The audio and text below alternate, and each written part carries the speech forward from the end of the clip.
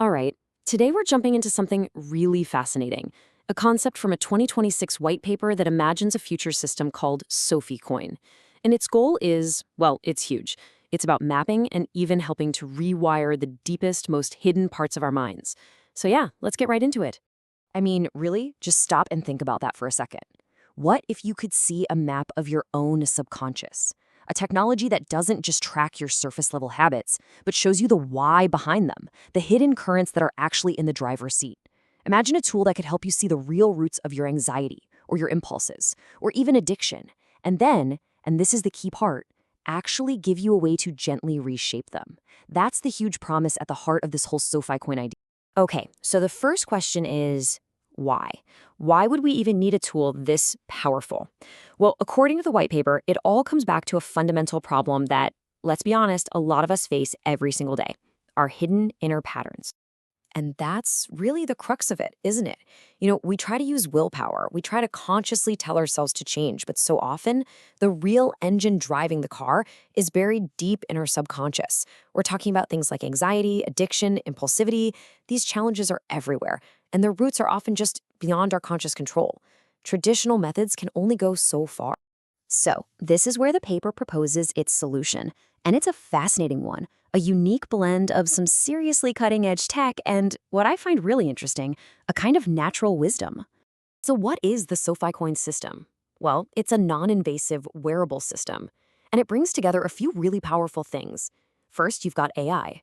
Then you have biofeedback and neurofeedback, basically listening to your body's signals. And then here's the kicker. It also integrates psilocybin microdosing.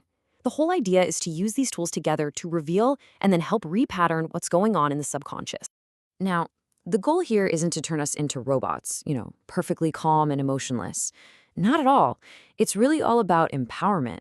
The whole point is to give you, the user, the tools for better self-regulation, more emotional balance, to help you find what the paper calls freedom within natural limits.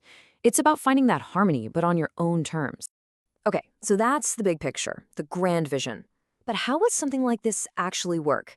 Let's get into the nuts and bolts of it. All right, the system is basically broken down into two main parts. First, you've got the core wearable. You'd wear this thing near your heart, and its job is to collect all sorts of signals from your body and brain. We're talking heart rate variability, ECG, EEG, that kind of stuff. It also has an option for some gentle neurostimulation.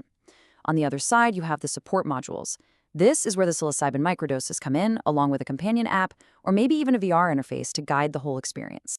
And this is where it gets really cool. All that data the wearable is collecting, it gets fed into an AI. And the AI's job is basically to be a translator. It takes all those complex biological signals from your heart and your brain and turns them into something you can actually see and understand, a visual subconscious map. It's like getting a real-time weather report for your inner world, showing you those patterns of anxiety or craving as they're happening. So this all creates what's called a closed-loop intervention path. It sounds complicated, but it's really a cycle. Let's walk through it. Step 1, monitoring. The wearable is just constantly collecting your data. Step 2, visualization. The AI spots a destructive pattern and shows it to you in the app. Step 3, intervention.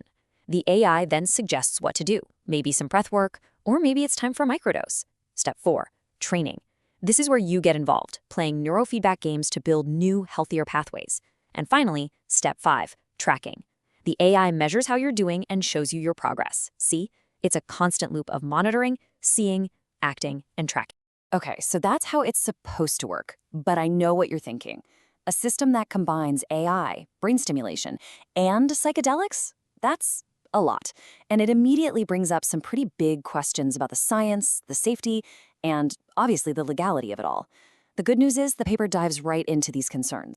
So let's talk about the psilocybin part. This isn't just some random idea. It's based on a ton of emerging research. Studies are showing that it can do some pretty remarkable things, like improve mood and help with treatment-resistant depression. It also seems to help rewire the brain's reward circuits, which is a huge deal if you're talking about addiction. And maybe most importantly for this system, it seems to boost cognitive flexibility. It just makes the brain more open to change, which is exactly what you need if you're trying to repattern old habits. And let's be super clear on the legal side of things. The paper stresses that this system is only designed to operate where it's 100% legal. This is not about recreational use at all. It's meant for places where psilocybin is permitted for therapeutic or supervised use. Places like the Netherlands or in the US, states like Oregon and Colorado that are leading the way with regulated programs. Safety, of course, is a massive part of this, and it's built in from the ground up. First off, your privacy. Your data is processed right there on your own device. It uses something called federated learning, which basically means your super sensitive personal info never gets sent to some central server. Then there's physical safety. For that optional brain stimulation, the AI has really strict limits to make sure the current stays at a super low, safe level. And maybe biggest of all, the whole philosophy behind it is human-centered. It's designed for care. And this quote from the paper really gets to the heart of that philosophy. It talks about a matriarchal 2.0 design. What does that mean? It means the AI isn't there to command you or sell you things. It's there to nurture and protect you. It's a pretty clear stand against those purely profit-driven models we see so often, which can feel really impersonal and exploitative. The focus here is all on compassionate care, using tech to support us, not to take from us. So where does this all lead? Well, SofiCoin isn't just an idea for a gadget you buy off a shelf. No, it's actually seen as one piece of a much, much bigger vision for the future of wellness. The paper paints this picture of a future campus called the Laozi Institute. And just imagine this for a second, a place that combines the peace of nature, the power of meditation, and this kind of advanced AI support all in one location. It's this beautiful hybrid idea, right? Blending ancient wisdom with the best of future tech to create a totally new path to self-awareness and awakening. And it all wraps up with this one line that, wow, it really reframes the whole purpose of technology like this. It's a reminder that the end goal isn't just about crunching data or being more efficient. It's about something way more fundamental, way more human. Which leaves us with the big question to chew on. Is this the future of mental health? This blend of ancient wisdom and artificial intelligence, all wrapped up in this idea of care and protection? It's a really bold vision for sure, and it definitely leaves you with a lot to think about.